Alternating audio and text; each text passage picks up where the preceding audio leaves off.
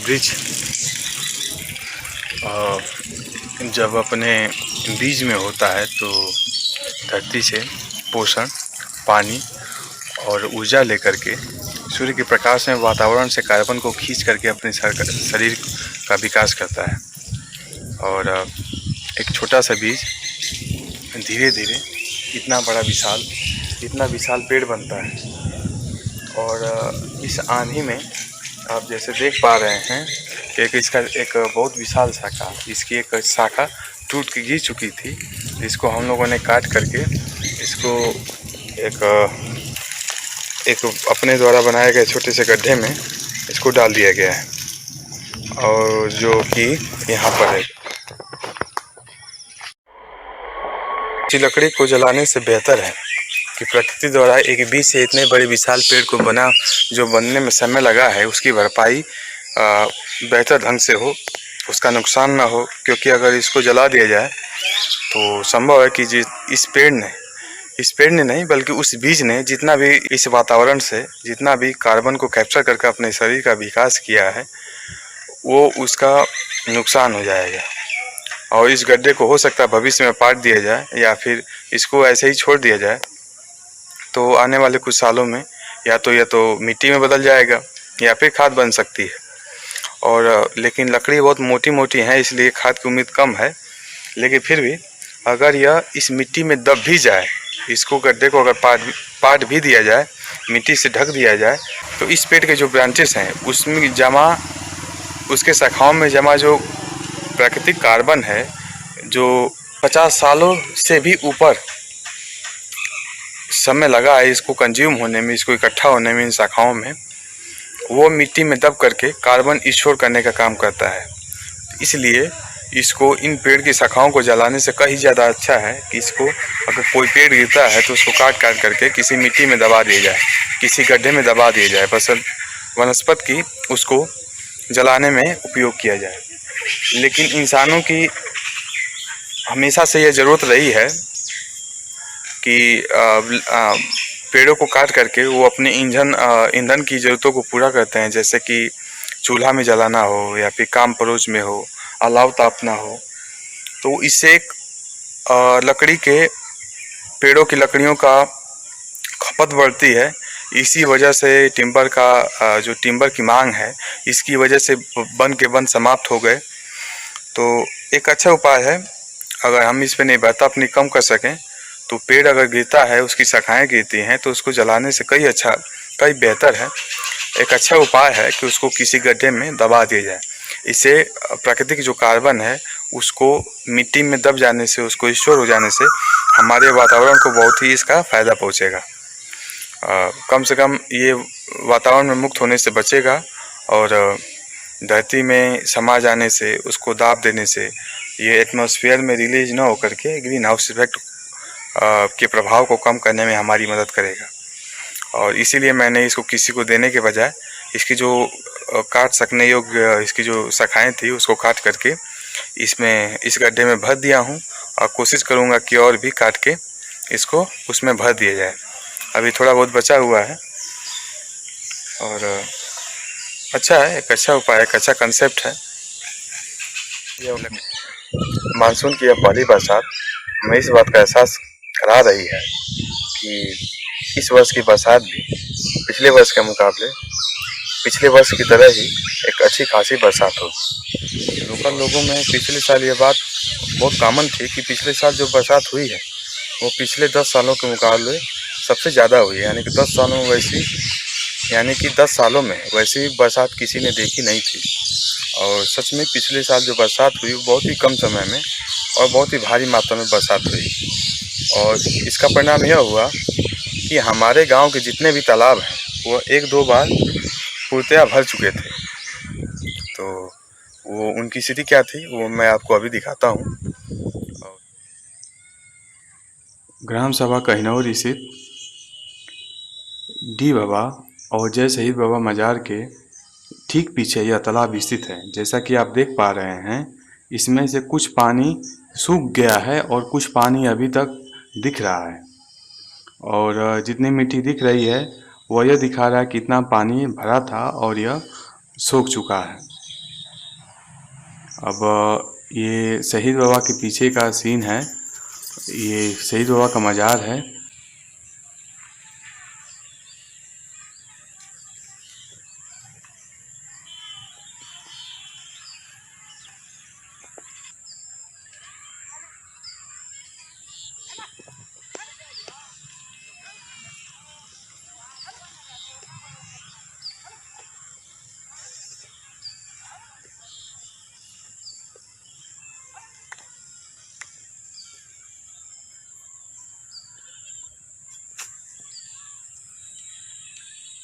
जो तालाब कभी एक हफ्ते पहले तक यहाँ तक भरा हुआ था, आज देख रहे हैं कि एक हफ्ते बाद ही इतना पानी सरक गया है। करीब 4 या 5 फुट मान लीजिए कि 6 फुट से भी ज़्यादा ये पानी सरका हुआ है सिर्फ 1-2 हफ्ते के अंदर में। ये दिखाता है कि हमारी धरती किस कदर सूख चुकी है कि पानी मिलते ही उसने अपने आप में अपने घर में धारण कर लिया। यह बहुत विशाल मात्रा है पानी की, और ये दिखाता भी है कि हमें अपने तालाबों को बचाने की क्यों ज़रूरत है, ताकि ऐसे बड़े विषम परिस्थितियों में जब कम समय में ज़्यादा बारिश हो जाए तो ये एक्स्ट्रा पानी को ये अपने आप में होल्ड कर सके, और जिससे ग्राउंड वाटर रिचार्ज भी हो और जो इससे आर्थिक नुकसान होता है वो भी कम हो। हमें तालाबों को बचाने की फिलहाल में ज़रूरत है। ये हमारे गांव का धोबी घाट है, जिसमें पहले कपड़ों को धोने का काम होता था, लेकिन अब धीरे धीरे ये सब बंद हो चुका है। लेकिन फिर भी अच्छी खासी आपकी पोखरी बावड़ी है, और इस बरसात में यह अपने पूरे क्षमता तक भर चुकी थी, लेकिन इसमें भी सिर्फ पानी कुछ सरका हुआ है, कुछ सोख लिया है, जिससे पानी की कमी हुई है। अगर उस समय हम लोग आए होते तो यहाँ पे खड़े हो पाने की जगह ही नहीं थी, लेकिन इस समय हम कुछ जगह यहाँ पे साफ़ हो चुकी है, जिससे हम यहाँ पे खड़े हो सकते हैं। ये कपड़े धोने और स्नान करने के लिए बनाया गया था। फिलहाल में इसकी सीढ़ियाँ मिट चुकी हैं, लेकिन फिर भी ठीक ही है। और कल के दौरान यहाँ पे पौधारोपण किया गया है, जिसमें कुछ सैम्पलिंग्स आपको दिख रही हैं।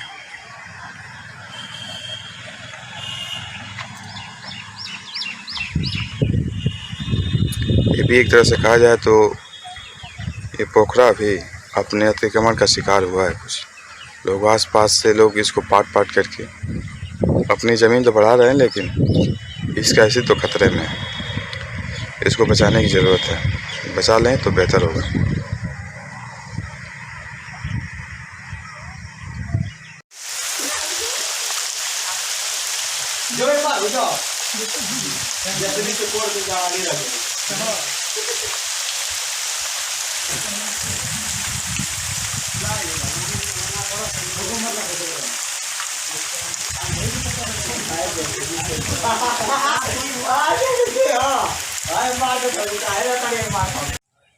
जैसा कि आपने देखा, यह तालाब माता काली और शंकर जी के मंदिर के ठीक सामने है।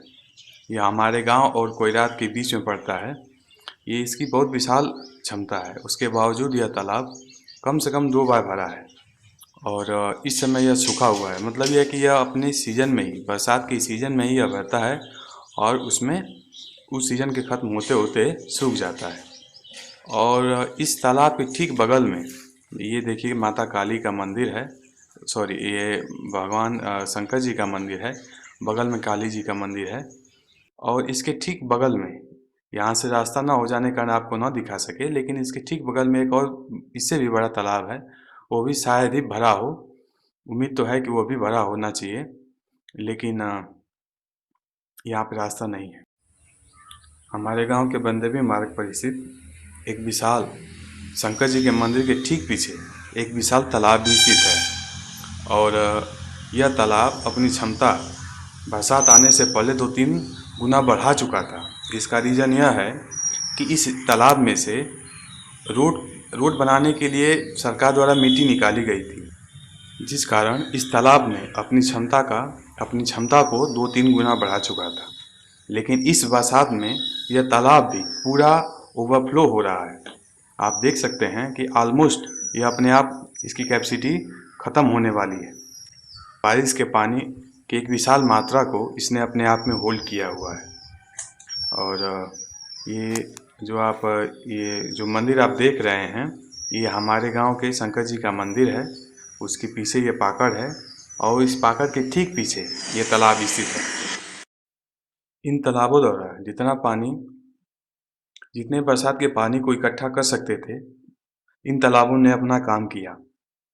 लेकिन इन इन तालाबों के आसपास जो पानी इन तालाबों में न आ सका, उन खेतों का पानी, उन आसपास के पानी को किसानों ने या फिर कहें कि आसपास के लोगों ने अपने खेत को सुखाने के मकसद से, कि जल्दी उनका खेत निखर जाए, थोड़ा सा सूख जाए ताकि वो अपनी खेती कर सकें, इसके लिए उन्होंने अपने पानी को नाले के द्वारा इस नदी में पहुंचा दिया।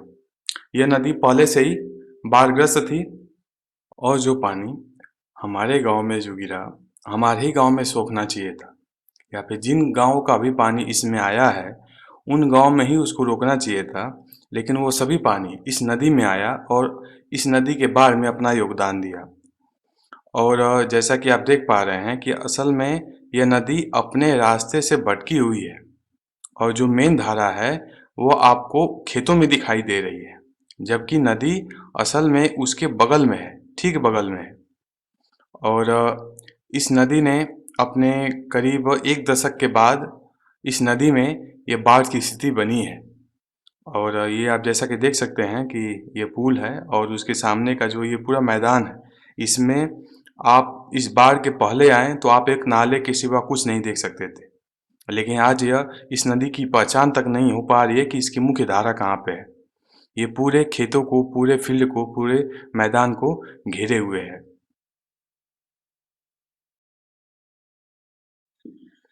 मुख्य शहर मऊ में बहने वाली यह पौराणिक नदी तमसाजी है।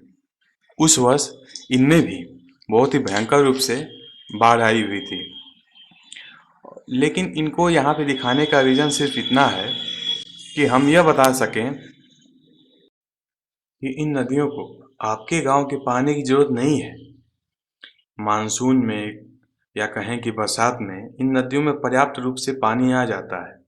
इसलिए यदि हम में से कोई भी व्यक्ति अपने अपने गांव के पानी को इन नदियों की तरफ मोड़ दे, तो इन नदियों में तो बाढ़ तो आएगी, उसके साथ साथ आप पानी से दूर भी हो जाएंगे। इसलिए इन नदियों को अपने पानी देने की ज़रूरत नहीं है। हम अपने गांव में, अपने शहर में गिरने वाले पानी को अगर इकट्ठा कर सकें तो इन नदियों पर भी यह एक उपकार होगा। अन्यथा इतने दूर से पानी, मान लीजिए कि कहिनौर ग्राम से जो पानी गिरा वो बैसई नदी में गया। बैसई नदी आने वाले कुछ किलोमीटर चल करके आगे तमसा जी में मिलती हैं और अपना सारा पानी तमसा जी को देती हैं। और तमसा जी बलिया में इंटर करते ही, बलिया ज़िला में प्रवेश करते ही गंगा जी में मिल जाती हैं और गंगा जी सारा पानी लेकर के सागर में अपना चली जाती है। तो कहने का तात्पर्य यह है कि कहाँ का पानी कहाँ पहुँच रहा है, रोकना बस इसी को है। अपने गांव के पानी को आप अपने गांव में ही इकट्ठा करिए, उसको स्टोर करिए और अपने भूगर्भ जल को रिचार्ज करिए। और हमारे यहाँ 1 जून को जो आंधी तूफान और बरसात हुई थी, उसमें जो बरगद का एक ब्रांच गिरा हुआ है, उसको हम लोगों ने काट करके एक बैठने का अरेंजमेंट कर दिया है। और वो उसकी लकड़ियाँ गड्ढे में डाल दी गई हैं और उसको, उसके ब्रांचेस को अच्छे से काट करके उसको एक सीट का रूप दे दिया गया है।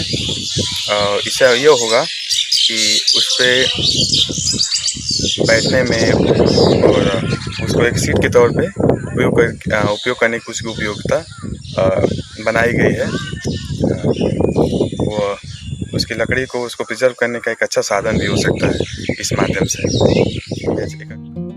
बरगद की इस लकड़ी को इस तरीके से काट के बनाया गया है कि इस पे एक ही साथ बहुत सारे किसान जो आसपास काम करते हैं वो आके बैठ सके, आराम कर सके, इसीलिए इसको काट करके ऐसे ही छोड़ दिया गया है।